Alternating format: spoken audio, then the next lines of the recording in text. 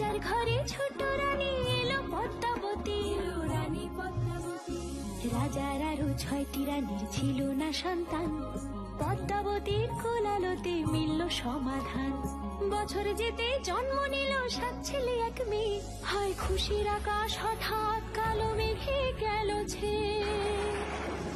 হিংসেতে যায় জ্বলে পুড়ে বাকি 6টি রানী, যুক্তি করে ঘটায় ওরা 7 কুমারের হানি।